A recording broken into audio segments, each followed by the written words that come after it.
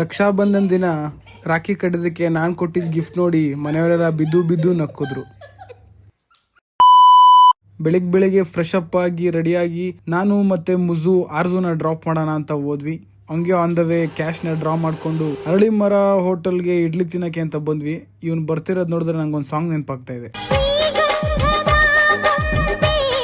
Taste ಹೆಂಗಿದೆ ಹೇಳು ಅಂದರೆ ಈ ಥರ ಫೇಕ್ ಎಕ್ಸ್ಪ್ರೆಷನ್ ಕೊಟ್ಟ ಉಗಿರಿ ಮಕ್ಕೆ.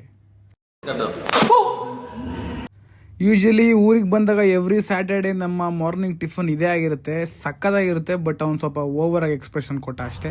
ಆಮೇಲೆ ನಾವು ಸೀದಾ ಬರೋದೇ ನಮ್ಮ CIT ಕಾಲೇಜ್ ಪಕ್ಕದಲ್ಲಿರೋ ನಮ್ಮ ದೀಪವಣ್ಣ ಟೀ ಅಂಗಡಿ. ಇಲ್ಲಿ ಎಳ್ಳಿಕಾಯಿ ಟೀ ಸೀರಿಯಸ್ಲಿ ಸಕ್ಕತ್ತಾಗಿರುತ್ತೆ, ನಾವು ಮಿಸ್ಸೇ ಮಾಡಲ್ಲ. ಮುಗಿಸ್ಕೊಂಡು ನಮ್ಮ ಕಾಲೇಜ್ನ ಒಂದು ರೌಂಡ್ ನೋಡೋಣ ಅಂತ ಬಂದ್ವಿ. ಅಂದ್ರೆ ವಾಚ್ಮೆನ್ ಸರಿಯಾಗಿ ಒಂದು ಲುಕ್ ಆಗ್ದ ಹಂಗೆ ಯೂಟರ್ನ್ ಮಾಡ್ಕೊಂಡು ಹೋಯ್ತಾ ಇದೀವಿ.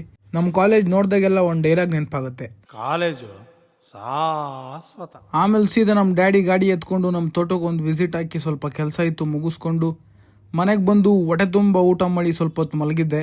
ಆಮೇಲೆ ಆರ್ಜು ಬಂದು ಮೆಹಂದಿ ಹಾಕೊಂಡಿರೋದು ತೋರಿಸಿದ್ಲು. ನೋಡಿ ಎಷ್ಟು ಕ್ಯೂಟ್ ಆಗಿದೆ ಅಲ್ವಾ.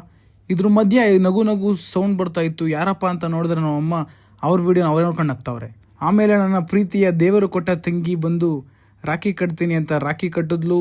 ಆಮೇಲೆ ಒಳ್ಳೇದಾಗಲಿ ಅಂತ ಸ್ವೀಟ್ ತಿನ್ನಿಸಿ ನಾನು ಸ್ವೀಟ್ನ ತಿನ್ಸ್ಕೊಳೋ ಅಷ್ಟರಲ್ಲಿ ಆರ್ಜುನು ನನಗೆ ರಾಖಿ ಕಟ್ಟಿದ್ಲು. ಆ್ಯಕ್ಚುಲಿ ಪ್ರತಿ ವರ್ಷ ಇವಳು ಕಟ್ತಾಳೆ. ಆಮೇಲೆ ಅರ್ಜೆಂಟಿಗೆ ಏನಾದರೂ ಗಿಫ್ಟ್ ಕೊಡಬೇಕಲ್ಲ ಅಂತ ಜಾಸ್ತಿ ತಲೆ ಓಡಿಸಿ ಲಿಪ್ಸ್ಟಿಕ್ಕು ಮತ್ತು ನೈಲ್ ಪಾಲಿಷ್ನ ಗಿಫ್ಟ್ ಆಗಿ ಕೊಟ್ಟೆ. ಯಾವ ರೇಂಜಿಗೆ ನಗ್ತಾರೆ ನೀವೇ ನೋಡಿ.